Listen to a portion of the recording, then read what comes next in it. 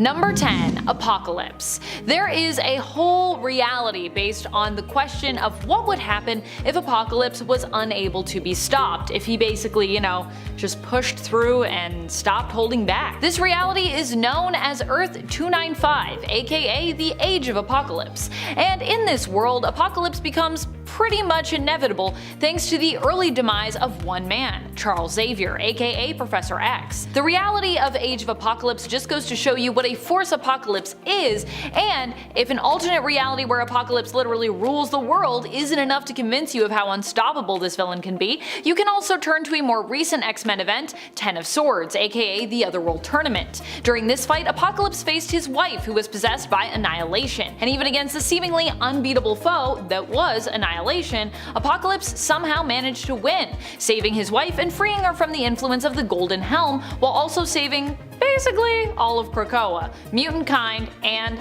Otherworld. Yeah, so this wasn't his most villainous moment per se, but normally Apocalypse is a villain, and this just serves as another example to show you another time when he decided to stop holding back, so there you go. And friends, before we move on to our next spot on this list, if you love what we do here at Top 10 Nerd, why not show us you love us by clicking that subscribe button and turning on that bell so you don't miss out on any good old nerdy content. Number 9. Darkseid. Jack Kirby, the famed writer, artist, and comic book creator, created Darkseid, who made his first appearance in Superman's pal Jimmy Olsen issue 134 in 1970. Darkseid is a tyrannical ruler of the planet Apokolips, and is depicted as a new god in his comic book appearances. His ultimate goal is to gain control over the anti-life equation and to eliminate all hope and free will in sentient beings, basically enslaving the multiverse. He is considered one of the most powerful beings in the DC universe and is known as one of Superman's most formidable enemies, and honestly, the Justice League's probably most formidable enemy. For most heroes, it's considered somewhat of an honor to have faced and beaten Darkseid one-on-one. Darkseid was originally known as Prince Euaxus, the son of Yuga Khan and Queen Hegra of Apokolips. He seized control of the planet from his older brother, Drax, by eliminating him when Drax attempted to claim the fabled Omega Force, with Euaxus betraying his brother and taking the Omega Force for himself. With his newfound power, Euaxus' skin turned to stone, and he took on a new name, Darkseid. But that's not all. While he is the ruler of Apokolips, Darkseid has also succeeded in the past in conquering Earth, at least temporarily, using the anti-life equation, refusing to hold back once he had it in his possession. Number 8. Mysterio.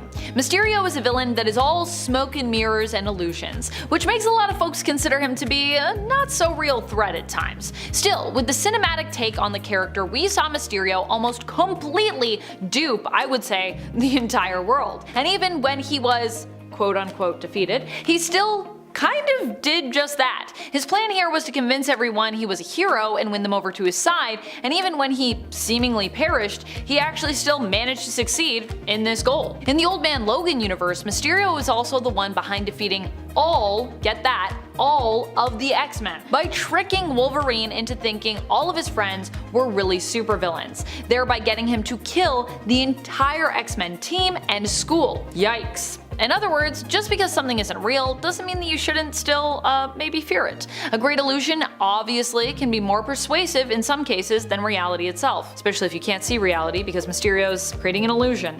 Number 7. Hecate. While they may have not known it at the time, Hecate was also a very powerful Justice League foe. Here, interactions with the Justice League and her manipulation of them were not even recognized by the JLA themselves, but instead were taken note of by Justice League Dark, which is basically like Justice League, but they just do magic stuff and they work in the basement. Hecate would threaten the very makeup of the universe when she refused to hold back in the pages of Justice League Dark.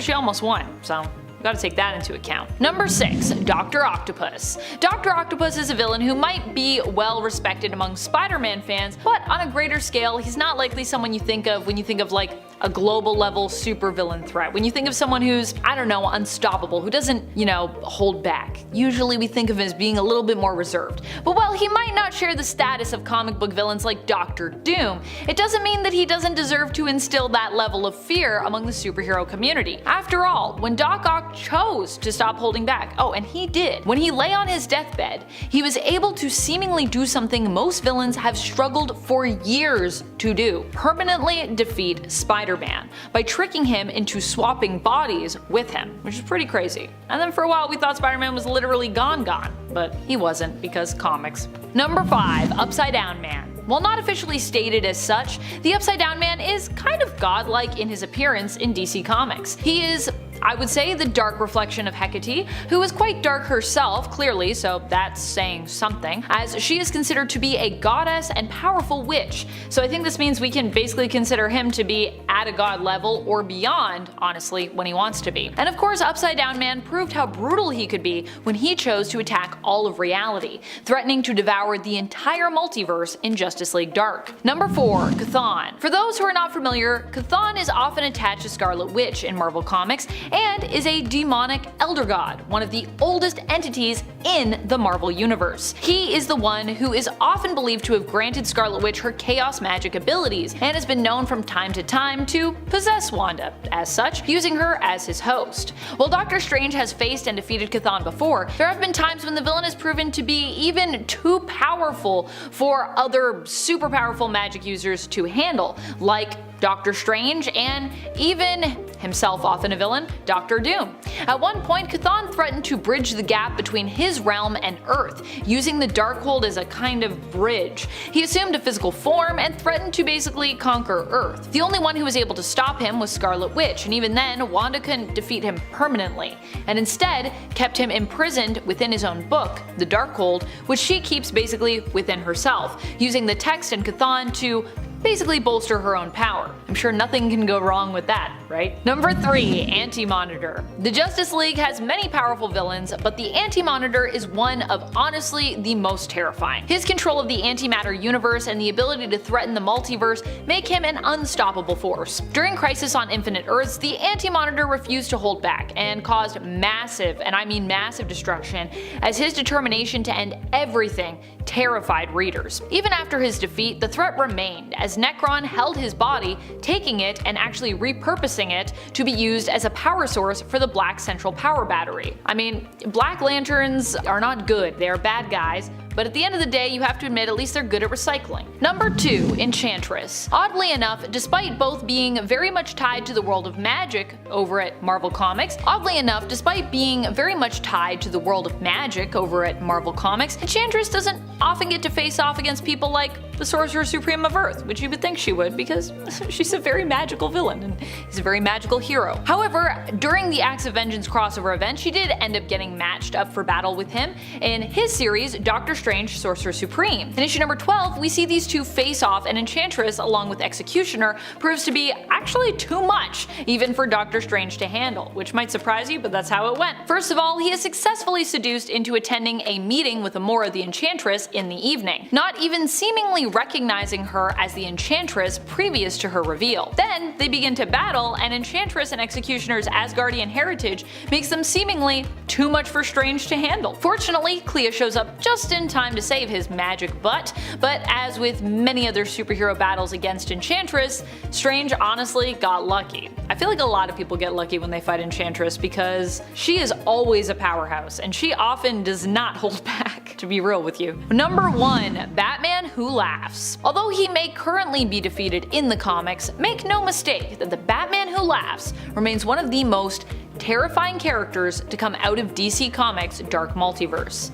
I miss the Dark Multiverse. Batman Who Laughs hails from Earth -22 and is a version of Bruce Wayne who ended up being turned insane by exposure to the Joker venom. When Batman Who Laughs stops holding back, you honestly better watch out. Batman Who Laughs would serve Barbados, the Bat God, and later go on to ally himself with, and later even betray, if you can believe it, Perpetua, revealing the whole time that he actually planned to conquer the multiverse himself, so he might shape it in his own image, becoming one of the most feared villains in all of DC's history. You know that you're a crazy villain when you're just like betraying villains like left and right and being like, oh, this was actually part of my plan the whole time, to go with you, betray you, and then take over the multiverse. That's crazy. Imagine you are Batman. You're exhausted from having faced numerous escaped criminals, coming home to your secret cave and or manor, only to find Bane, a hulking behemoth of a man, waiting to greet you. That would be terrifying. terrifying, and that is exactly what happens in Batman number 497. Bane had organized a prison breakout in a secret attempt, sort of, to exhaust the Batman, to wind him down and break him down. So now, when this worn down, caught off guard Batman watches as Bane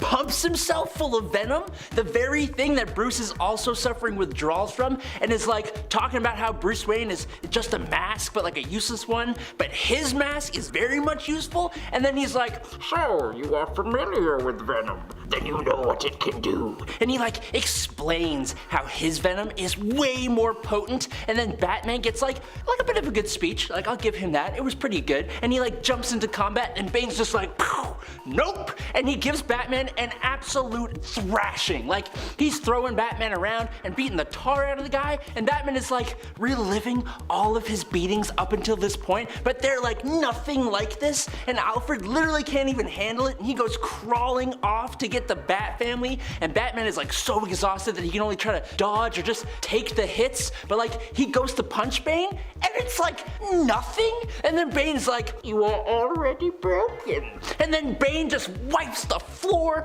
the ceilings, the walls with Bruce Wayne, breaks his back, and then he leaves him destroyed on the ground. It's sick, and it's sick and twisted, but it's awesome. Next up today, the Wolverine villain Cyber is, in my opinion, kind of underrated, but he's one of the only villains to actually terrify the mutant, with some adamantium-coated skin, toxic claws, and the power to track an individual's brain. Oh, and he's 9 feet tall and massive. In 1994's Wolverine number 79, Cyber is tracking down Wolverine in order to claim his adamantium bones, which he wants to then make a profit from. Unfortunately, at this time, Wolverine actually doesn't have the adamantium fused to his bones, so when the fight leads to him popping his bone claws, Cyber is a little bit disappointed. But instead of just walking away after this revelation, a cannon goes off nearby, and this gives Wolverine the opportunity to slash Cyber across the face. But as soon as the attack happens, Cyber catches Wolverine's fist, and in one stomp, he snaps Wolverine's claws in half. This event scarred Wolverine, but right after it, even made him question his ability as a hero without his adamantium. Marvel's Civil War number 2 is not the greatest, and it makes Captain Marvel, Carol Danvers, to be someone who is just pretty unlikable. She just makes really weird decisions that get people hurt badly, like taking her Ultimates, admittedly a pretty powerful team, to take on Thanos thanks to an inhuman precognitive telling her that he will be there. Thanos shows up looking for the Cosmic Cube, which isn't actually on Earth, and Carol's tactic of just hit him as hard as you can, as fast as you can, probably sounds good, but it's also not really a plan at all. Carol absorbs an energy blast, the Human Torch is able to hit him with some fire, She-Hulk gets to pin him down, giving Carol and Dazzler the chance to blast him, and War Machine gets to lay down some fire. Thanos, sure, he's a little bruised, but he is a-okay, because when the Inhuman Medusa tries to use her hair to bind Thanos, he grabs that hair and flings her straight into War Machine, who accidentally fires a missile at She-Hulk. Then, in the chaos following that explosion, Thanos springs on War Machine, punching him straight through the chest with his massive, Mad Titan purple grimace fist. Then, the Ultimates are able to hit Thanos hard enough to end the fight, but damn. Now listen nerds, I gotta be honest, I never realized how vicious the Teenage Mutant Ninja Turtles can actually be. Taking place in IDW's Teenage Mutant Ninja Turtles issue number 44, the Turtles got split up. Leonardo, Michelangelo, and Raph are on a mission to stop Krang from literally destroying all life on Earth using the Technodrome, leaving Donatello alone with his bow staff facing off against Bebop and Rocksteady, who were given orders to send Donnie to the grave. Now that bow staff gets maybe one hit in before Rocksteady uses a sledgehammer to send Donnie flying, and Bebop just snaps the staff in half over his knee. Even with some assistance from Metalhead, Donnie is still at a disadvantage, and as he tries to escape, he gets a TV chucked at him, and then he gets slapped across the face with a computer keyboard. Then the pair just go to town on the lone turtle before Rocksteady uses that sledgehammer to crack open Donnie's shell. It is brutal. Luckily though, they are called off before before they can fully finish the job. In the Infinite Crisis event, Connor Kent decides to answer the door, only to find Superboy Prime, who is starting to go a little bit off the deep end, and he decides to explain how he is the one true Superboy, and he wants to do that by fighting. And it is intense. Even Crypto gets involved, receiving a kick to the neck from Superboy Prime, and after that little crime against humanity, things get real. Prime beats the snot out of Connor Kent, chucking cars and all manner of things, but Connor had called in the Teen Titans, who in turn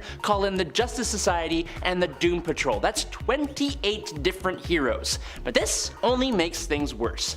Prime basically is like a kid, and he doesn't know how to control this power properly or even understand what is even happening right now. He starts wiping out heroes, accidentally taking the head off of Panther. He then rips off Risk's arm and wipes out Bushido and Baby Wildebeest with his heat vision while he is crying. It takes a handful of speedsters to then trap Prime in the Speed Force and end the fight. Okay, maybe a bit of a controversial pick here, but Superman Returns has made the list. The movie, I'm talking about the movie. Basically, Lex Luthor has used kryptonite to grow a massive landmass out in the ocean, which leaves Superman completely vulnerable. He lands on the new island, and it's bad news from the get-go. Lex and his goons have already gotten in position on this kind of Krypton-like island, but underneath, embedded into the rocks, is pure kryptonite. Tons of it. So it makes it incredibly easy for Lex Luthor to push Superman down these rocky stairs and then kick him while he's down, literally and figuratively. And then his goons start giving Superman this beating that actually kind of feels pretty scary and real, and I was like not expecting that at all. I don't think I've ever seen Superman so unable to do anything, and then Lex has like this sharp piece of kryptonite that he breaks off in this gasping for air Superman, who then falls off of a cliff. Moving on, John Walker, aka US Agent, is not the most loved character out there, but while he is a bit of like an anti-hero, he's still a hero from time to time.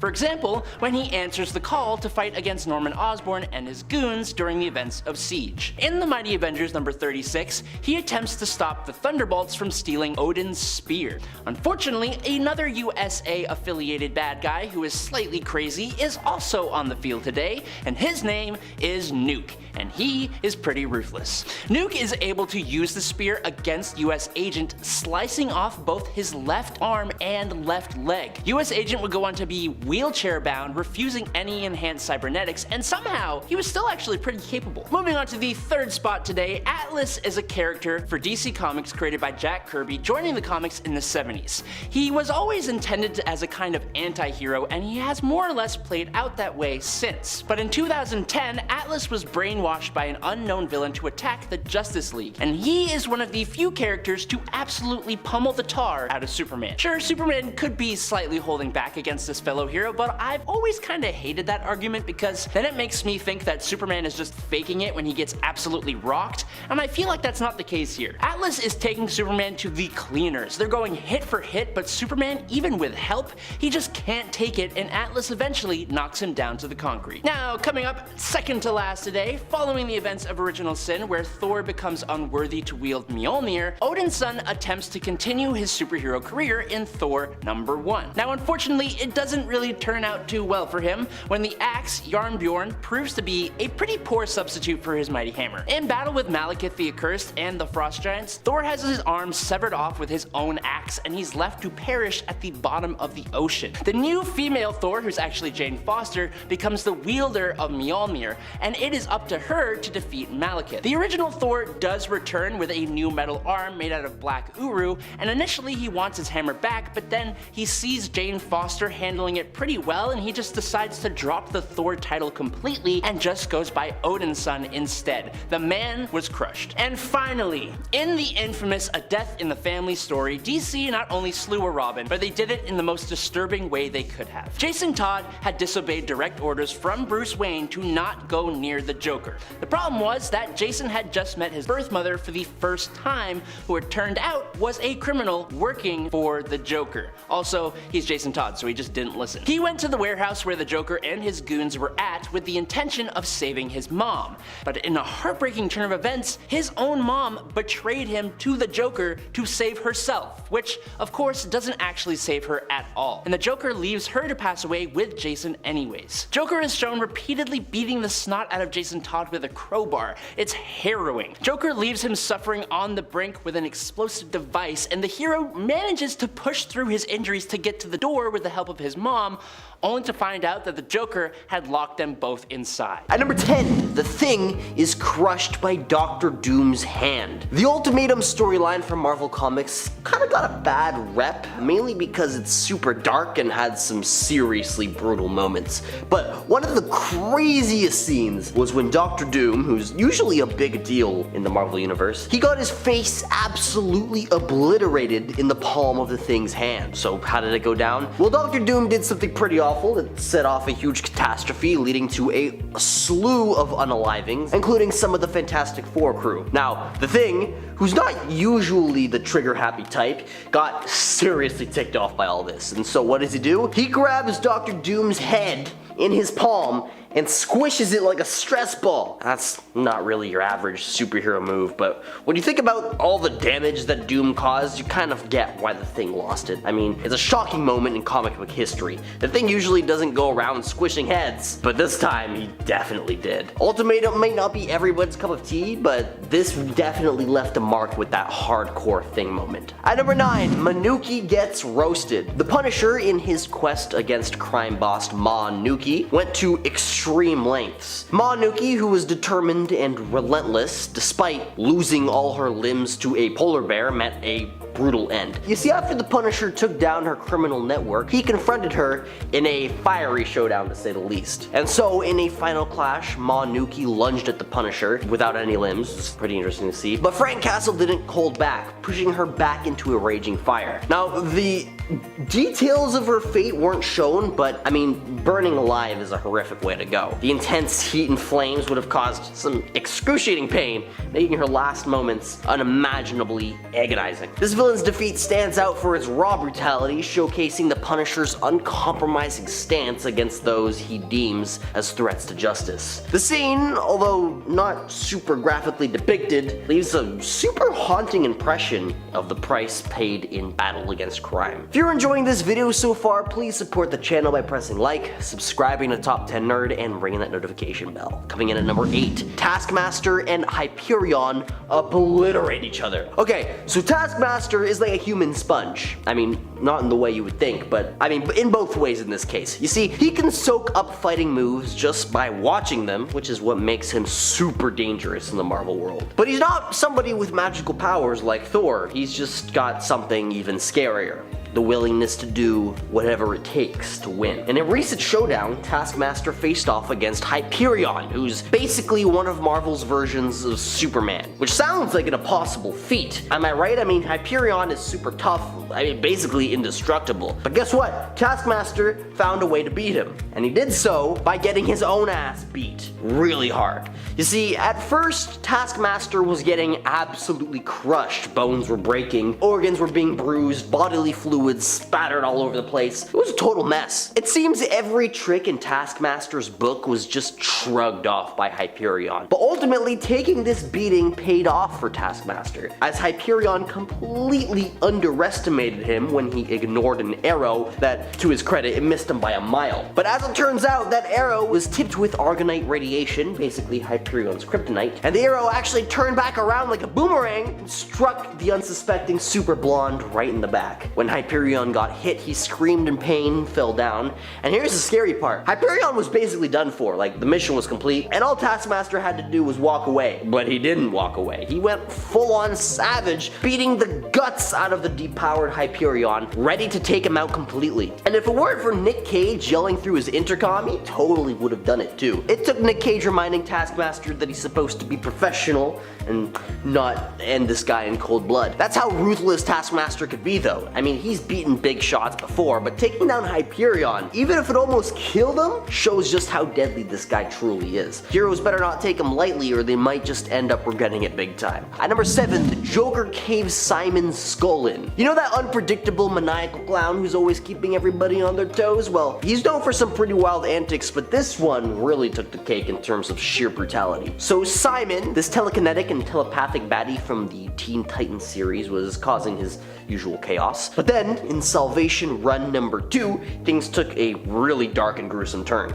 as the Joker, in his usual twisted manner, decided to put an end to Simon, and let's just say it was not a peaceful resolution. See, the Joker went full on ruthless, grabbing a rock and violently caving in Simon's skull. Yeah, you heard that right. It was seriously graphic and intense, even by Joker standards. This is coming from a guy who's literally skinned people alive before. The moment wasn't just shocking because it was the Joker, it was just the sheer level of brutality that left his readers stunned. This is one of those jaw-dropping scenes that really makes you grasp how twisted and unpredictable the Joker can truly be when he's pushed to the edge. At number 6, Wolverine dismembers a saber-toothed clone. You're not gonna believe the crazy battles that went down in this one. Picture this. So Wolverine, the tough-as-nails mutant with those claws, is facing off against a clone of Sabretooth, villain known for being downright ruthless. This clone was no joke. It went on a full-on rampage and actually took out Feral, one of Wolverine's crew. So now that Wolverine was armed with the Murasama Blade, which is basically a superhero's dream weapon for taking down the unkillable, Wolverine stepped up, and let me tell you, he did not hold back. With one swift move, he sliced off the clone's arm, and then, like a lightning bolt, he went for the head and chopped it clean off. But here's the thing, see, Wolverine wasn't about to take any chances. Even though Sabretooth was taken out with the Murasama Blade, which basically renders him unable to regenerate, Logan still made sure to bury every single piece of that clone separately. Some next level caution right there. But just when he thought he'd finished off Sabretooth, the original popped back up, which was a surprise twist in the story. Wolverine must have been scratching his head thinking that he put the villain down for good, but nah, these comic book folks always find a way to bounce back. At number 5 was the comic book moment where Wonder Woman took down Maxwell Lord. This one is intense and brutal. So here's how it went down. Superman, under mind control, goes berserk, thinking his loved ones are in danger, but as it turns out, Maxwell Lord is pulling the strings. Wonder Woman steps up and wrangles Lord in her lasso of truth. Now here's the kicker. Lord spills the beans that the only way to free Superman's mind is to off him. And that's when Wonder Woman, with no time dilly-dallying, does the unthinkable, snapping Lord's neck. Pretty heavy stuff. No flashy speeches or grandstanding, just a swift execution with serious consequences. This scene caused quite a stir in the comic world for its shock value and for Wonder Woman's quite uncharacteristic move. It's one of those moments that makes you stop and think about the lengths that heroes might go to when backed up against the wall. At number 4, Sentry rips Carnage in half. So Carnage is one of the baddest of the bad guys in the Marvel Universe, causing all kinds of chaos in his Supermax prison. The guy was all set to go on a rampage, targeting Spider-Woman, Luke Cage, Spider-Man, Daredevil, Captain America, the whole lot. Now that's an all-star team of superheroes, but then things get really messy when in swoops the Sentry. Now the Sentry is no ordinary hero. He's got crazy powers, like next level stuff. Basically, yet another one of Marvel's Superman equivalents. So what does he do? He doesn't waste any time with punches or speeches, none of that. He just grabs Carnage, flies them both up into space, into the great atmosphere up there, and then, once he's up there, when it's just him, Carnage, and the stars, Sentry does the unthinkable. Just tears Carnage apart, quite literally, like a scene out of a sci-fi horror flick. You see, Carnage has a symbiote suit which gives him insane powers, making him almost unkillable, but when you're up against the power of a guy like the Sentry, someone who's got the strength of a zillion suns, well, let's just say it's game over for Carnage. The symbiote couldn't handle that kind of cosmic level power, and just like that, one of the nastiest villains ever meant a seriously brutal end. At number 3 is Daniel West getting nuked. Reverse Flash, aka Daniel West, wasn't your regular bad guy. He had his super speed going on just like the Flash, but he used his powers for all the wrong reasons. I mean, imagine going up against your own grandpa. That's some next level family drama right there. Now the Suicide Squad, known for recruiting not so good guys for their missions, thought it would be good to try to turn him into a hero, but alas, their plan didn't exactly pan out. So here comes the big showdown. There's this bomb planted by the League of Assassins set to destroy a whole city. And here's when Reverse Flash steps in, thinking that he can be the hero this time. He swoops in, saves the day by getting rid of the bomb, but then tragedy strikes as the thing blows up when he's holding it, and he's caught in the blast ending his villainous run right then and there in the middle of the ocean. At number 2, the Void gets ripped in half by Null. Alright, now it's the Sentry's turn to get ripped in half. Lots of ripping in half in this one. Alright, so the Sentry, a hero with a split personality, kind of like Jekyll and Hyde, but with superpowers. On one side, he's the good old hero, the Sentry, and on the other, he's the Void, a real cosmic level problem when the story calls for it.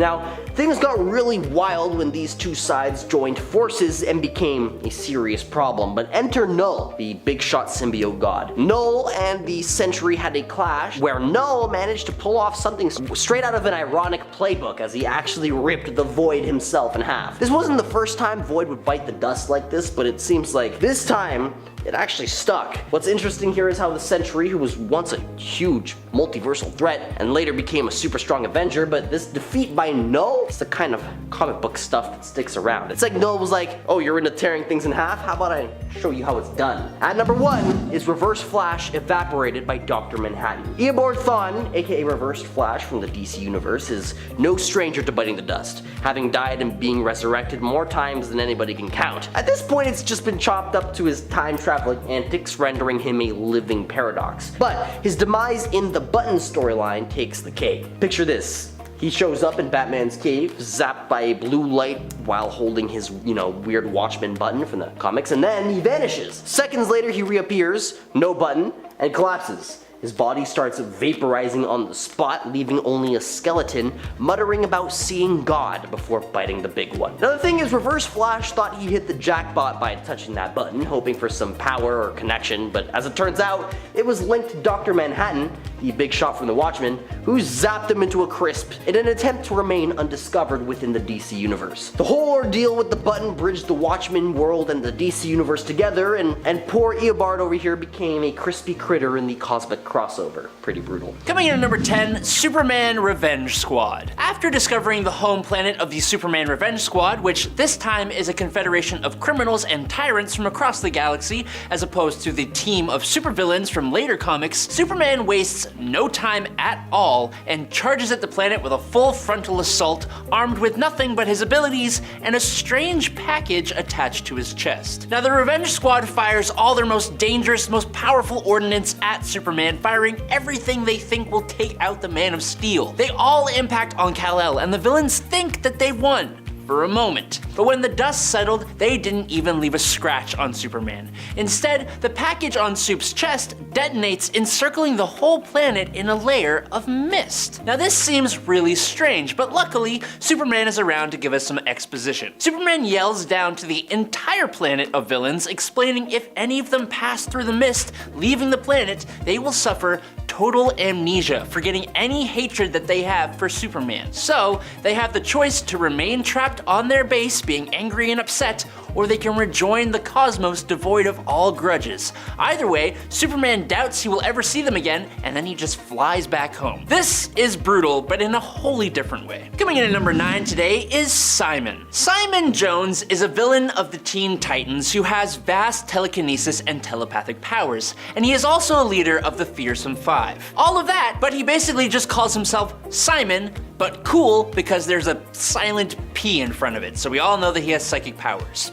Very cool. In Salvation Run number 2, Simon is among the new Injustice League when a bunch of villains, including him, get exiled to an alien world. Now Simon, who is standing among some pretty big name villains, attempts to convince his fellow supervillains that escape is impossible. So then he proceeds to lay down his own plans for beginning a new civilization involving all the female villains getting pregnant and giving birth as soon and as frequently as possible. But the Joker is also here, and he doesn't seem to be a fan of Simon. Joker very abruptly interrupts Simon, tossing a rock that hits the guy square in the noggin, and then he runs up and smashes Simon over the head repeatedly with another rock and then assumes control. Number 8. Billy Kincaid. Billy Kincaid was first introduced in issue number 5 of the Spawn comic book series, and he's an incredibly deranged and disgusting person. Originally sentenced to 22 years in prison for taking the life of someone much too young, his good behavior coupled with his attorney and a ridiculous positive psychiatric evaluation saw Kincaid gain early parole after only 6 years. Now, before his passing and return as Spawn, Al Simmons had been hired as an assassin to take out Kincaid. However, he arrived just as the cops had caught this man. Al learned that Kincaid's real victim count is all the way up at 27 people, but with no solid evidence and someone covering Kincaid's tracks, he was never caught for those crimes. Now, 6 years later and out of prison, Billy Kincaid went right back to his old habits, picking up his occupation as Mr. Chili, the most terrifying ice cream man you have ever seen, and he ends up taking the life of another innocent soul. Spawn, finding out Kincaid has been freed, is able to track Kincaid down, and the next time we see Billy, he is chained up in Detective Sam Burke's office, impaled with popsicle sticks and an ice cream scoop with a popsicle shoved in his mouth, and a note, Spawn apparently attached to his body, which reads, "Boys screamed and girls screamed, so I made him scream, and scream, and scream." And that is both terrifying and good riddance, man. Number 7, Mr. Mxyzptlk. The villain known as Mr. Mxyzptlk is both incredibly powerful, but he also doesn't really do anything that bad. He's usually just a big old nuisance for Superman. In Superman, Whatever Happened to the Man of Tomorrow, though, a whole bunch of Superman's villains all make their play on the Man of Steel at the same time. And when their threat is obviously ended by Superman, he is still left wondering why these villains all came together and who organized them. It's then that he realizes the only villain that wasn't amongst them was the fifth dimensional imp, Mr. Mxyzptlk. Mr. Mxyzptlk reveals himself and then goes on and on about how, being immortal, he gets really bored. Because of that, he spent the first 2,000 years just floating around doing nothing, then 2,000 years doing good deeds and being nice to people, and then he spent about 2 years being a mischievous little imp, and now he's deciding to go and start being evil. And his first evil act to kick off the next 2 millennia will be taking out Superman himself. Now, Mr. Mix reveals his horrendous true form and goes on to attack Superman. But Superman grabbed the Phantom Zone projector, and as he used it on the villain, Mr. Mix simultaneously spoke his name backwards to try and escape back to the 5th dimension. With both of those things happening at the same time, Mxyzptlk was very literally torn in half completely between both the Phantom Zone and the 5th dimension. And apparently, Superman did this completely on purpose before he went to go sulk about it. Number 6, Dinosaurus. The Viltrumites from the Invincible comic series are a race of near invulnerable, incredibly strong, world-conquering aliens, but none among them stands as strong, as invulnerable as Grand Regent Thrag. Battle-hardened over thousands of years, only the most powerful characters can even hope to stand one-on-one against this powerhouse. And David Anders, the villain known as Dinosaurus, is not one of those guys. While Dinosaurus is very, very strong, it's more so his intelligence that is his greatest weapon. Dinosaurus allied himself with Invincible around issue number 90 of the comic, and in an attempt on Mark's life by Thrag, Dinosaurus comes to Invincible's aid, which he had to know would not go well. Dinosaurus attacks Thrag, but his claws shatter like glass on Thrag's invulnerable skin. Thrag then proceeds to pummel Mr. Anders, only stopping when he was distracted by an explosion. This brief moment of pause gave Dinosaurus the chance to chomp down on the Grand Regent's head. Fortunately though, just like his claws, Dino's teeth also completely shatter, not even leaving a scratch on Thrag, which gives Thrag the chance to first mock the guy, but then break his jaw and leave him to think about his mistake. Number 5, Blockbuster. Blockbuster may be a relatively unknown villain to some, and that may be due to the fact that he was primarily a Nightwing villain, operating in Bloodhaven, and he mainly only ever showed up in Nightwing's own series, which is actually really good, if not extremely underrated. In a tragic series of events, Blockbuster's mother passed away, and Blockbuster blamed this on Nightwing. He set out on a campaign to ruin the hero's life, attempting to take away anything and anyone that mattered to Dick Grayson instead of trying to hurt Nightwing physically himself. When Nightwing was at his absolute lowest in Nightwing number 93 from 2004, after a slog of a fight that moved out onto a fire escape, Nightwing had Blockbuster on the ropes when the new vigilante and Nightwing's sort of not really girlfriend, Tarantula, showed up ready to bring Blockbuster to an end. In a move I and a lot of people just did not see coming, Nightwing leaves his morals at the door, realizing Blockbuster will never stop, and he steps aside to allow Tarantula to actually end the villain's life. Number 4, Lex Luthor. There have been a few times where Superman loses his powers. The one I want to talk about here is from All-Star Superman Volume 1, number 12. Clark Kent had lost his powers, and thanks to a serum, Lex Luthor had gained those powers. Now after Lex makes threats against the Daily Planet staff, Clark shoots Lex with a gravity gun. While it made him fall from the sky, Lex doesn't realize the gravity gun is quickly draining his powers as well, and eventually it gives him supersensory input after he had defeated a weakened Superman in combat in front of the media. Once his powers drain away though, Lex goes to attack Superman in a fit of anger, and the recently beaten up depowered Superman is still no pushover as he takes out Lex with 2 non-superpowered punches to the face. This was in front of all the media Lex had just declared his dominion of Earth in front of too. Then, Superman literally saves the entire solar system.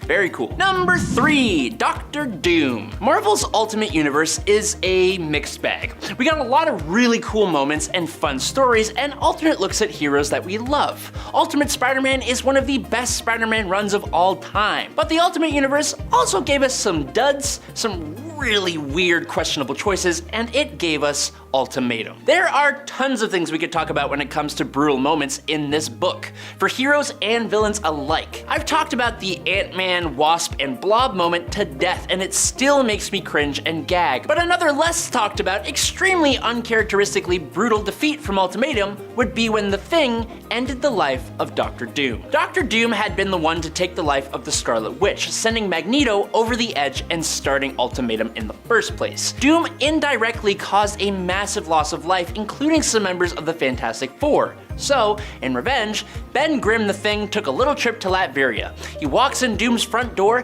tanks a blast from Doom, scolds him a very tiny bit, and then he grabs his head in one rocky hand and crushes it like a can of crushed tomatoes, right in front of a captured Namor who can only watch on in horror. In at number 2 today, it's the Green Goblin. Now, look, the Green Goblin kind of deserves his brutal defeat, unless you look at Green Goblin as a sick man who really just needs some serious rehabilitation. That's also valid. But after the removal of Gwen Stacy's soul from our earthly plane, Spider-Man was unsurprisingly not happy, and he wanted revenge. In response, Gobby wanted to put Spider-Man 6 feet under. When the two fought in The Amazing Spider-Man issue 122, the fight was intense, with Goblin even insulting the value of Gwen Stacy's life. Peter naturally lost it and begins to pummel the Goblin. Now Peter comes to his senses, stopping himself from taking the Goblin's life and becoming no better than the Goblin himself. But Norman wasn't done with Spider-Man just yet. Using his remote-controlled glider, he attempts to fly it and its big pointy blades right into Spider-Man's back. But Spider-Man has his spider sense, and it saves him at the very last moment when he dodges the glider that flies straight into the Green Goblin's chest, ending him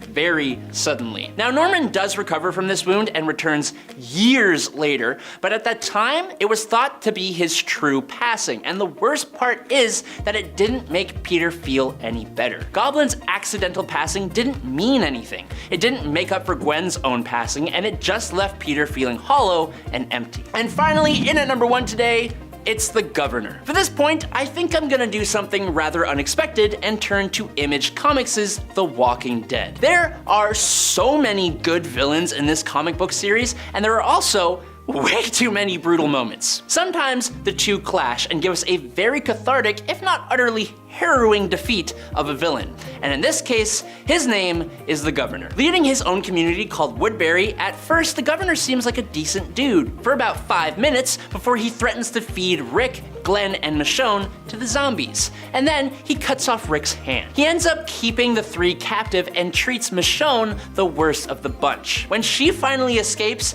she comes back for some serious revenge. Knocking the Governor unconscious, Michonne strips him to his skivvies, makes holes in his shoulders, does unspeakable things to his nether regions, places a spoon where the sun don't shine. She removes his left eye and his fingernails and frees him of his left arm. Now somehow, the Governor survives this, leading to an incredibly savage attack on the prison where our group of survivors are staying. During this attack, the Governor's own people turn on him for his ways, and that's the end of one of the first real human villains in the Walking Dead series. At number 10 is Thanos. In the realm of Marvel villains, Thanos stands as the epitome of ruthless power. Unlike many intergalactic adversaries, what sets Thanos apart isn't just his immense strength, but the brutal lengths he'll go to accomplish his goals. Comparisons to Darkseid or Galactus don't even encapsulate this unique malevolence. Thanos isn't merely a conqueror. He's a sadistic force, destroying entire civilizations without flinching. His atrocities range from wiping out innocent lives across galaxies to unleashing nuclear devastation on his own homeworld Titan. His cruelty extends even to his own family, eliminating his parents, inflicting excruciating torment on Gamora and Nebula, his children, and callously unaliving countless other offspring. The Mad Titan's unyielding, merciless nature is what cements his position among the most brutal Marvel villains. The sheer magnitude of suffering he inflicts goes beyond mere conquest. It embodies a dark, unrelenting tyranny that renders him a force to be feared and impossible to stop. At number 9 is Carnage. In the realm of Marvel villains, some are driven by attention, necessity, or the sheer enjoyment of taking lives. Enter Cletus Cassidy, the genesis of the maniacal Carnage. The union of these two characters were born in prison, alarmingly showing the signs of cruelty. See, Cletus had pushed his grandmother down a staircase, attempting to electrocute his mother, and horrifically unalived his mother's dog, and that was just the beginning. Upon bonding with the symbiote in prison, turning into Carnage, Cassidy's malevolence, he became a frightful adversary for Spider-Man. Carnage embodies the true essence of a remorseful-less villain, capable of unthinkable acts without a second thought. His disregard for life towards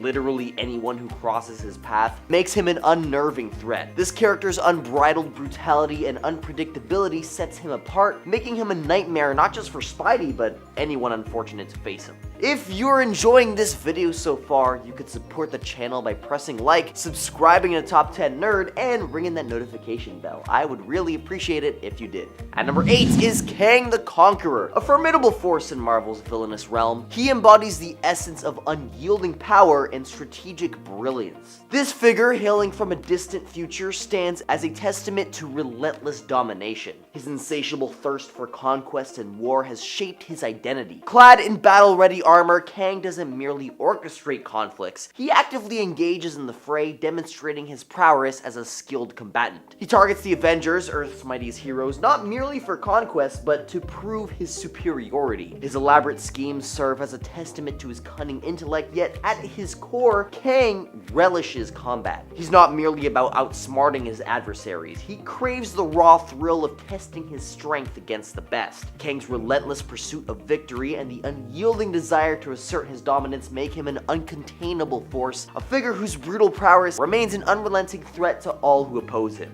At number 7 is Green Goblin. Brutal Marvel villains like the Green Goblin stand out for their relentless schemes and emotional impact on superheroes, and Norman Osborn as the Green Goblin showcased an unmatched level of villainy by orchestrating Gwen Stacy's tragic demise, creating an event that scarred Spider-Man emotionally. This act solidified the Green Goblin as Spider-Man's most formidable adversary, inflicting profound psychological torment on the Wallcrawler. His manipulation from the Clone Saga to causing Peter Parker to be the unwitting catalyst in Gwen Stacy's fall emphasizes the depth of the Green Goblin's cruelty. Notably, even when compared to other antagonists like Dr. Octopus, it's the emotional toll that the Green Goblin inflicts that makes him stand out. The intricacies of the emotional trauma inflicted upon Peter Parker by the Green Goblin's actions illustrate the unparalleled impact of this brutal Marvel villain. At number 6 is the Evil Hulk from Age of X. In Age of X, the X-Men had found themselves entrenched in a never-ending battle against their extinction, defending their last mutant stronghold against the mutant-hating Avengers. This era reshaped the Avengers into a government-backed mutant hunting unit where Dr. Bruce Banner, involved in mutant experiments, inadvertently underwent a horrific transformation.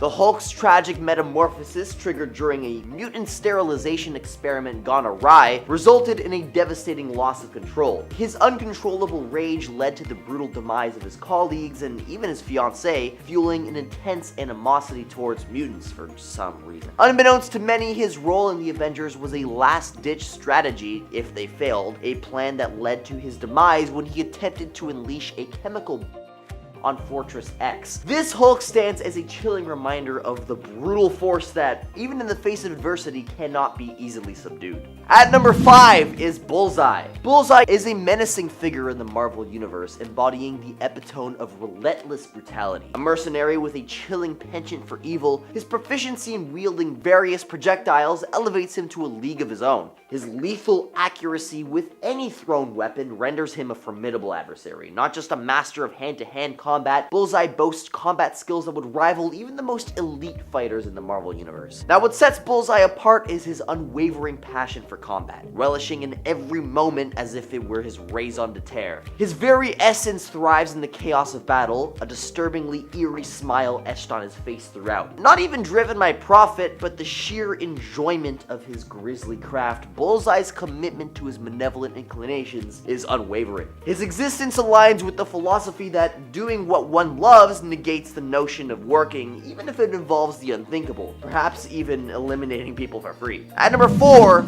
is the Void. The Void is the alter ego of Sentry, which stands as one of the most relentless villains in the Marvel Universe. As an embodiment of darkness and brutality, it mirrors Sentry's own inner turmoil. This duality makes the Void an adversary unlike any other. The idea of the Void was implanted in Sentry's mind, creating a cycle where defeating the Void becomes an endless battle. The Void's return is inevitable because it's rooted in Sentry's psyche, an integral part of his being. And despite temporary victories, the return of this villain symbolizes the enduring challenge of conquering one's inner demons. The ongoing struggle between Sentry and the Void is an age-old battle between light and darkness within oneself. At number 3 is Magneto. His actions throughout various storylines showcase his unwavering commitment to his cause, often through brutal and unforgiving methods. The iconic Fatal Attraction storyline demonstrated his sheer power as he forcibly removed the adamantium from Wolverine's skeleton, an act that showcased his capacity for extreme brutality. And throughout his history, Magneto's vengeful nature has led to devastating consequences. From attacking San Francisco with mutant unaliving sentinels to sinking Soviet submarines in response to governmental insolence, his actions highlight the extremities to which he's willing to go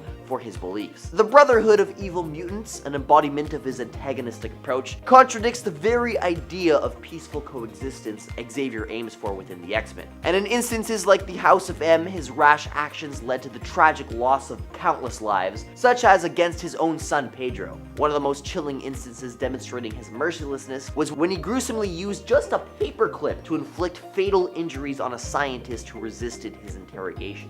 At number 2 is Sabretooth. In the world of Marvel, Sabretooth stands as a relentless nemesis, to say the least. Vicious history with the X-Men is a testament to his brutal nature. Notably, his vendetta against Wolverine is particularly savage. Sabretooth's actions extend beyond direct assaults on Logan, often targeting those closest to him, inflicting intense emotional and physical pain. A chilling example is Sabretooth's twisted tradition of attacking Wolverine on his birthday, rooted in a tragic event where he unalived Logan's partner, Silver Fox. The psychological torment doesn't stop there either. He orchestrated events that led to Wolverine tragically having to end his own son's life. Manipulation and cruelty define Sabretooth's character, making him an adversary not just in physical prowess, but also in psychological warfare. There is literally no act too morally scummy for Sabretooth. And at number 1 is Venom, a character both feared and adored. He's evolved from a ruthless supervillain to an anti-hero in the Marvel Universe. First appearing in The Amazing Spider-Man number 299, Venom's introduction was nothing short of menacing. Not only did he terrify Mary Jane, leaving her traumatized, but he also engaged in a lethal encounter in Our Lady of Saints Church, breaking the sanctity of the place by eliminating a police officer. These horrific acts just set the tone for Venom's malevolence. The character's brutality continued with the likes of Black Cat, whom he physically and emotionally harmed, and not to mention his actual brain eating, a horrific event that was seen in Venom: The Hunger number 1. Venom's dark history extended to Anne Wang, whose association with the symbiote ended tragically,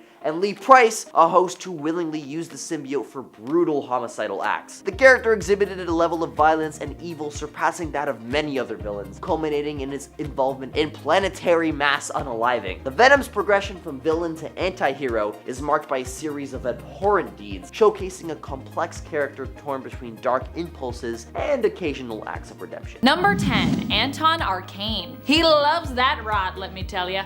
I realize that I don't really talk too much about Anton, and honestly that's a shame because he is really really creepy, and I think a fantastic, albeit kinda stinky villain. Anton Arcane is the main antagonist for Swamp Thing. While Swamp Thing is the avatar of the green, representing all plant life on the planet, Anton has been the avatar of the rot, or the gray, representing the death and decay of all things. Anton isn't always the avatar of the gray, and the gray isn't always at odds with the green. But when Anton does happen to be representing the rot, you best believe that they are enemies. And you best believe Swamp Thing better watch out, because at one point Anton was part of a plot that literally eliminated him. And friends, before I move on to our next spot on this list, if you love what we do here at Top 10 Nerd, we got a villains playlist for you. You can check it out for even more good villain content. Some of my favorite things to talk about villains. Number 9. The Maker. The Maker is an alternate evil version of Reed Richards. He hails from the 1610 universe, the Ultimate Universe, where Reed ended up becoming a massive supervillain and being quite good at it besides. It's possible that this version of Reed showed us that Mr. Fantastic actually makes a better villain than he even does a hero, taking the mantle of the Maker. This alternate version of Reed Richards would later escape his universe and take up residence in the main reality of Earth 616 before ultimately making his way home once more. The Maker isn't just any old alternate of his nemesis Reed Richards, he's the most unbridled morally. This is basically Reed if you took away any moral code. He's willing to do most things that even other villains just simply aren't. Number 8. Blackfire. Blackfire is kind of like the evil version of Starfire herself. Blackfire, of course, is Starfire's much more villainous sister. The two sisters look quite similar, although Blackfire has black hair where Starfire's is red. Commander went on to become queen of her home world of Tamaran. For a long time, Coriander reviled Blackfire because Commander was the one responsible for her own enslavement. Yeah, Blackfire did that to her own sister. That is some pretty evil, pretty brutal stuff, I gotta be honest. While Cori would later forgive her sister and even fight alongside her, it's easy to see why I consider Blackfire to be such a brutal villain. I mean, even while Cori worked hard to forgive her sister and do all of that, this actually did not change Blackfire overnight, and she still reviled and even attempted to destroy Starfire for some time. Even though Starfire was like ready to let bygones be bygones, Blackfire was not, and she was the worst one in that relationship, honestly. Number 7. Sabretooth. Sabretooth is one of those villains who is even considered to be brutal by other villains. He's a loose cannon and does not discriminate when it comes to getting a chance to inflict pain on others, something he honestly immensely seems to enjoy, as we so evidently saw when he basically became the ruler in the pit in Krakoa, creating a version of hell in his own image. But also in the Avengers 1959 series, we get to see a retro team of much more brutal Avengers brought together by none other than Colonel Nick Fury. The team roster includes Sabretooth, Dominic Fortune, the Blonde Phantom, Kraven the Hunter, and Namora, as well as Fury, of course. During this series, one of the villainous teams our 1959 Avengers comes into contact with is known as the Ubermenschen. The Ubermenschen feature loyal former members of the Axis group in World War II. After being captured and interrogated, Fury basically passes all 4 of the female members off to Sabretooth to basically kill as he pleases. Also, you know it's bad when you're a villain and like other villains are like, ah.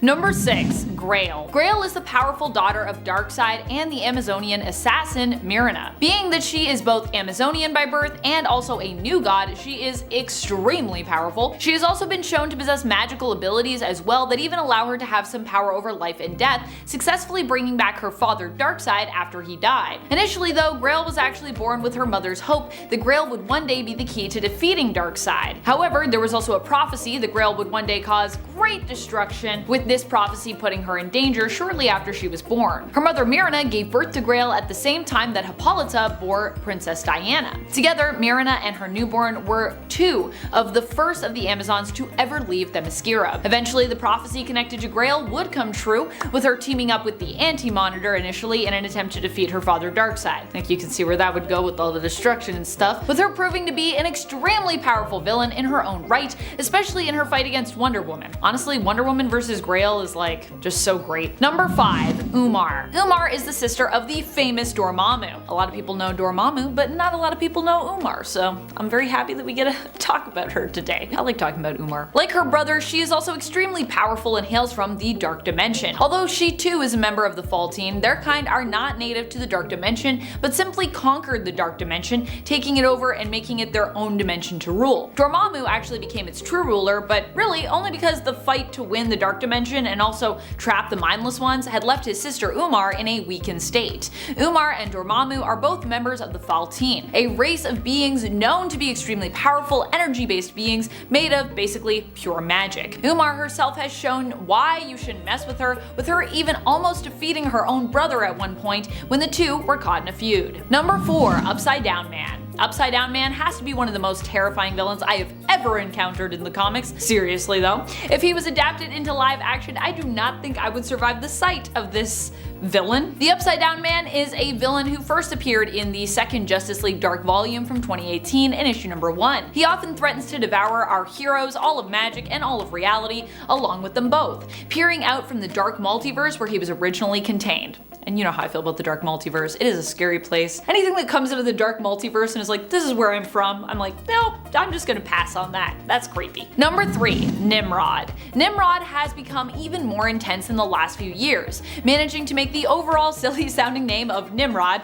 strike fear into the hearts of mutants and X-Men fans everywhere. Nimrod, despite often being associated with the idea of someone who is incompetent here in North America, is actually also a word that is defined in the dictionary as meaning a skillful hunter, just FYI. So if you think this name Nimrod sounds silly, I mean, you're not wrong, but it's also got a meaning that makes sense. That's definitely more the concept that Nimrod as a villain has become associated with. Ruthless hunter of mutants and humanity at this point. Number 2. Joker. Joker has proven time and time again that he is one of the most brutal villains in all of the DC universe, and perhaps also in all of comics at this point. He's definitely one of the most twisted villains we have over at DC, I would say. One of the prime examples of how brutal and terrifyingly insane Joker can be comes to us from Death of the Family. In this story, Joker ended up removing his face in order to reinvent himself. Needless to say, this didn't last forever, but it did last a lot longer than I would have ever expected it to, considering how long Joker's face was physically separated from his body, being cut off and basically stapled back on for a lot of the time. There was even actually a period where Joker just like fully lost his face. He did not have it, with it being physically separated from him. I think we thought he was dead at that time, but when you find out that he wasn't, it's like, wait, what's happening? It was a terrifying time, honestly, and I'm not really sure how Joker lived after doing this. I know the reason that we were kind of given in the comics is he was supposed to be immortal, but then that was disproven, so it's a weird thing. Really, he would have been opening himself up to all kinds of nasty infections with a wound that size that also never really fully seemed to ever close that I saw. Despite removing his face though, Joker would later recover and even reapply said face, eventually healing it back on, despite the fact that, to put it lightly, the face was not sanitarily stored in between, let's say. And even today, I feel like he doesn't even have any marks from when that happened. Does he have a scar? I don't know. Gotta look closer in the comics. Number 1. The Void. Sentry is his own greatest villain. For every part of the Sentry that is good, the Void, his dark alter ego, is the perfect mirror of darkness and brutality. When Sentry had to face his nemesis, he was actually just facing, basically, himself. I mean, literally, that's what's happening. The Void was known for being one of the greatest villains the Earth had ever seen, or at the very least, one of the greatest villains the Earth had ever seen. Without the Void, the Sentry cannot exist. At least that's what Bob was made to believe. While initially it was thought that the world was made to forget about the Sentry in order to protect the Earth from the Void, it was later revealed that the idea of the Void was placed into Reynolds' mind by none other than Mastermind. The Void likely only manifested because Mastermind made Bob believe that should the Sentry ever return, the Devil would also appear and attack the world. Hence the manifestation of the Void. It was basically, you know, like the Devil. The Void is a villain that the Sentry has at times successfully beat, but as he is in essence representative of a part of Sentry's psyche that lives within him, even when it seems like Bob has beaten the Void for good, he still eventually does return and pops back up. Inner demons can sometimes be the hardest ones to overcome. Even when you think you've gone past them, sometimes they just rear their head again and you're like, oh, gotta deal with that. But coming in at number 10 is Jack Frost. When Jimmy Olsen was on a game show back in the Silver Age series Superman's Pal Jimmy Olsen number 33, a special prism appeared randomly in a garbage dump that, for some reason, turned the thoughts of the game show contestants into reality. Just go with it, it's a comic book, okay? So, when Jimmy answered a game show question with Jack Frost, that's exactly who appeared. Jack Frost, as a villain, threatened to plunge the world into a new ice age. Now, I'm sure that's not at all what Jimmy had in mind, but luckily, he is Superman's pal. So, what was Superman's solution? Simple. He would just go fly into space and move the frickin' sun closer to the Earth. Not only is this an absolutely ridiculous feat, which is theoretically completely impossible, but it was incredibly embarrassing looking for Jack Frost, who had to run away from Superman, who was essentially chasing the freezing villain with the sun. Once Jack Frost had retreated into a deep, cold cave, Superman put the sun back where he got it so it didn't destroy the Earth. The bonkers part about this is that he did all this nonchalantly as if he was moving furniture. Number 9. Hank Henshaw. After Superman's infamous death at the hands of Doomsday and his not exactly surprising return to life, Superman had to clean up the messes made in his absence, including some imposter Supermen. One of which would be the cyborg Superman Hank Henshaw that took over the role of Superman in his place. This cyborg wasn't really doing a great job with his Supermaning, and I think most would agree that he was really tarnishing the name of Superman. Because he was. Hank ruined Soup's memorial, and more importantly, he had just blown up Coast City, taking the life of millions of people. Now, when Superman actually returns from the dead, he doesn't have his powers back just yet, so the conflict actually lasts a little while. But once Superman gets his powers back, you best believe he beats this sucker, and in one page no less. Hank is a cyborg, like I said, so Superman ends this guy by simply punching him straight through the chest and then using his super speed to shake him so fast his screws come loose and he just straight up falls apart. Superman shook this sucker to death. Number 8. The Marquis of Death. In 2009's Fantastic Four number 566, Dr. Victor Von Doom reveals to us and his people that he had learned almost everything he knows from one incredibly powerful reality warping villain called the Marquis of Death. With his master now on his way to see how Dr. Doom had fared as ruler over the Earth. Only, when the Marquis shows up with his mysterious new apprentice, he was less than happy with the progress Doom had made on Earth, and to punish his old apprentice, he attacks. The Marquis completely warped reality, making Doom think he had actually won the fight, and then snatched the victory away, set him on fire, turned his heart to stone and his blood to acid, and then sent him back in time to the Pliocene age to be eaten by megalodons. Do you realize how insane that sentence is on its own? That should be the point right there. But over the course of the rest of the story, the Marquis goes on to fight the Fantastic Four, almost beating them. But he is brought to a point of nearly being beaten, which is when, out of nowhere, his apprentice, the new one, shows up and slaps and destroys this reality warping villain, but not before revealing that he is actually Dr. Doom himself. Apparently, Dr. Doom survived being eaten by megalodons and being turned to stone and his blood to acid, gained enough power and dark magic to completely change his form, became the Marquis' new apprentice, even defeating Uatu the Watcher so he wouldn't be discovered, and he did all of that to hide in plain sight to get his revenge and finally defeat the Marquis of Death. If you guys are enjoying this list so far, make sure you check out the rest of the channel for parts 1 to 3 and maybe subscribe while you're there so you don't miss part 5 and all the rest of our comic book loving content. Thank you. In at number 7 is the Superman Revenge Squad. After discovering the planet of the Superman Revenge Squad, Superman wastes no time at all and charges at the planet with a full frontal assault armed with nothing but his abilities and a strange package attached to his chest. The Revenge Squad fires all their most dangerous, most powerful weapons at Superman, firing everything they think will take out the Man of Steel. They all impact on Kal-El, and the villains think they've won. For a moment. But when the dust settled, they didn't even leave a scratch. Instead, the package on Superman's chest detonated, encircling the whole planet in a layer of mist. Now, Superman then yells down to the villains from the heavens, explaining if any of them pass through the mist leaving the planet, they will suffer total amnesia, forgetting any hatred they have for Superman. They can remain trapped on their base, being angry and upset, or they can rejoin the cosmos devoid of all grudges.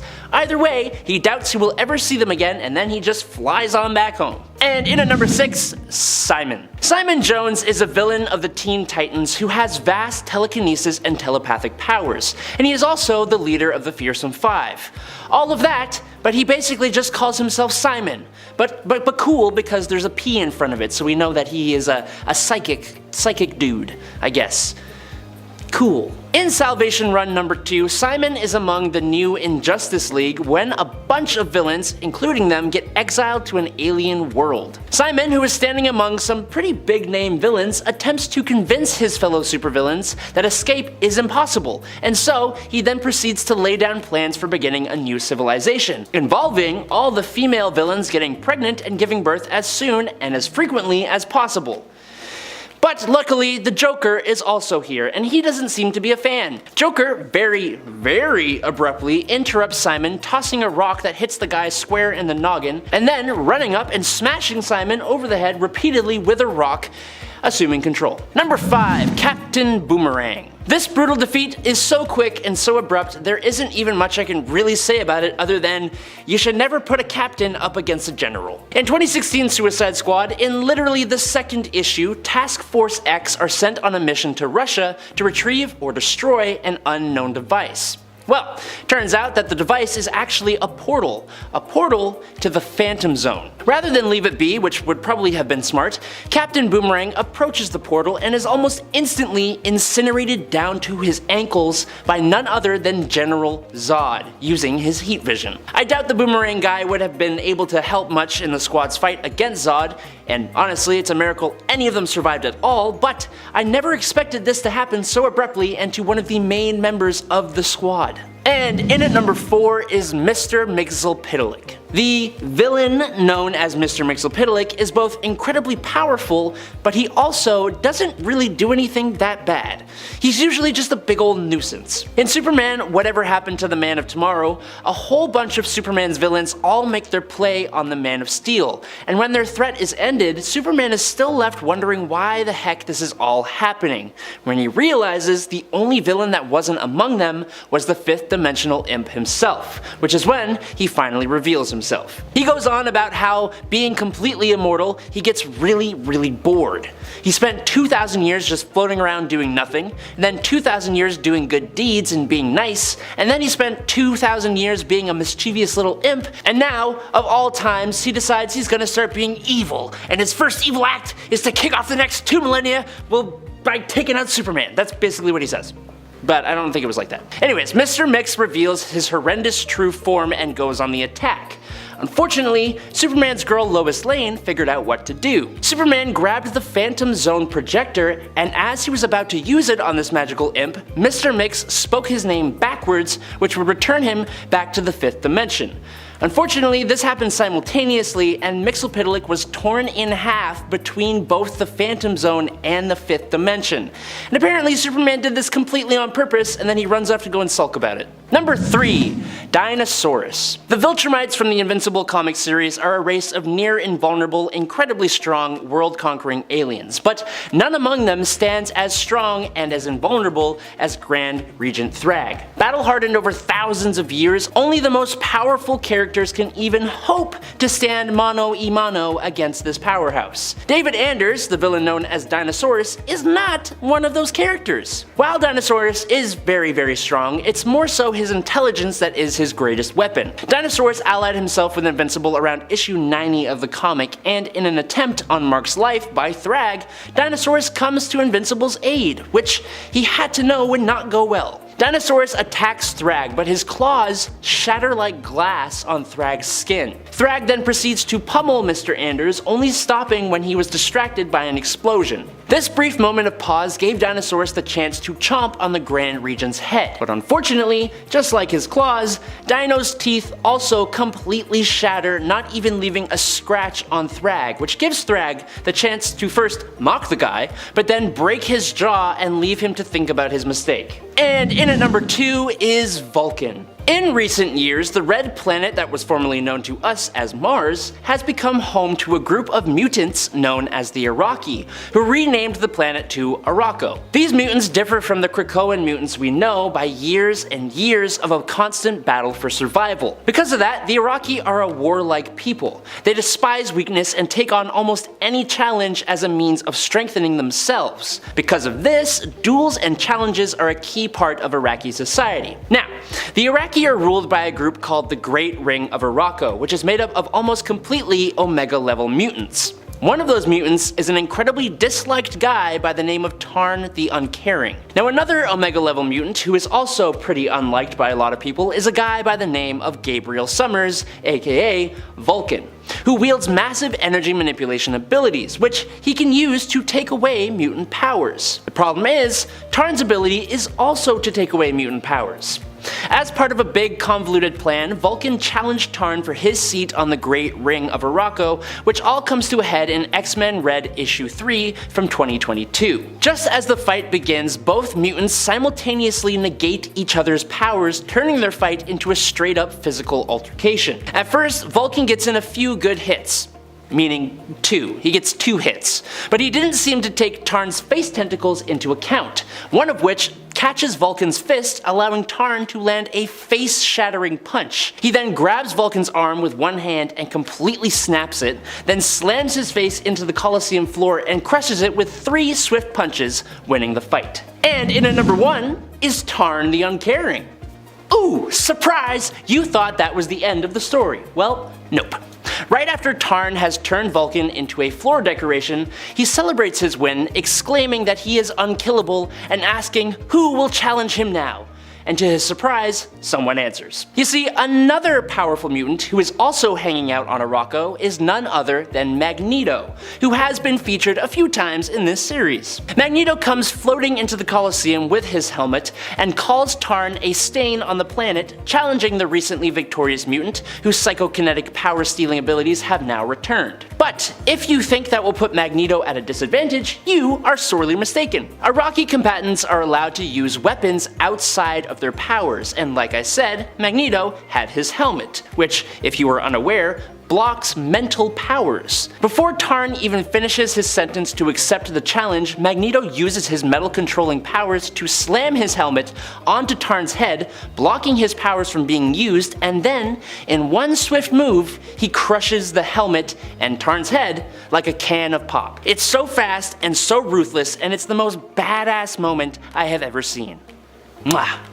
Beautiful. Number 10, Blockbuster. Just like the video rental store that lives far off in a warm place in some of our memories, the villain of the same name, Blockbuster, met a very swift and some could say unjust end. Blockbuster may be a relatively unknown villain to some, and that may be due to the fact that he was primarily a Nightwing villain operating in Bloodhaven. In a tragic series of events, Blockbuster's mother passed away, and Blockbuster blamed this on Nightwing. He set out on a campaign to ruin the hero's life, attempting to take away anything and anyone that mattered to Dick Grayson instead of trying to hurt Nightwing himself. When Nightwing was at his absolute lowest in Nightwing 1996 number 93 from 2004, after a slog of a fight that moved out onto a fire escape, Nightwing had Blockbuster on the ropes when the new vigilante, Tarantula, showed up ready to bring Blockbuster to an end. Now, in a move I just did not see coming, Nightwing leaves his morals at the door, realizing Blockbuster will never stop, and he steps aside to allow Tarantula to end the villain's life. He then went and freaked the hell out while Tarantula started to seduce him.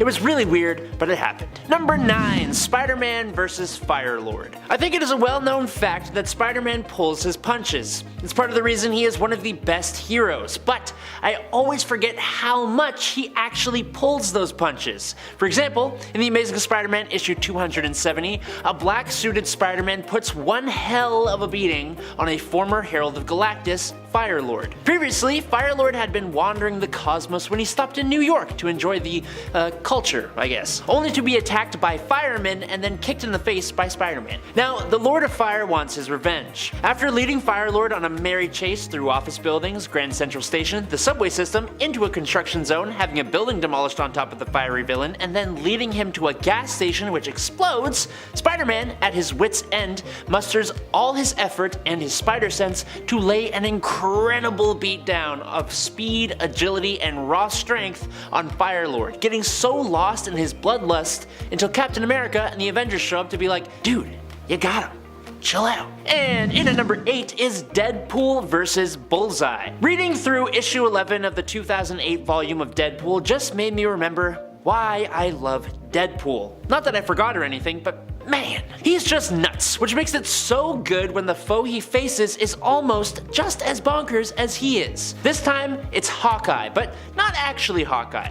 It's actually Bullseye dressed as Hawkeye because this is happening during Dark Reign, and that's a long story on its own, which maybe we should do an attempt to explain of that at some point. For now though, Bullseye/Hawkeye has been contracted to take down Deadpool. In the last issue, he managed to get an arrow right through Mr. Pool's noggin. So, in this issue, Deadpool takes it out and his brain is still half regenerated as he tries to take on Bullseye at this meat farm. Now listening to his half-formed brain, Deadpool takes cover into a meat locker and decides his best course of action is to, quote, be the meat, and he suits up in a butchered pig, using it as makeshift armor. Wade charges Mr. I, who had conveniently run out of arrows, lands a good crack, rack, and a crock, and then takes a swift kick to the no man's land. The fight transitions to the kitchen where Bull's Hawkeye, or whatever you want to call him, comes at Wade with a buzzsaw, and Deadpool, wielding 2 meat hooks, trips, grips, and sends a hook straight through this fellow mercenary's chest. The dynamic between these two psychos is just a treat to read, but I'd honestly recommend just reading the whole of this volume of Deadpool itself.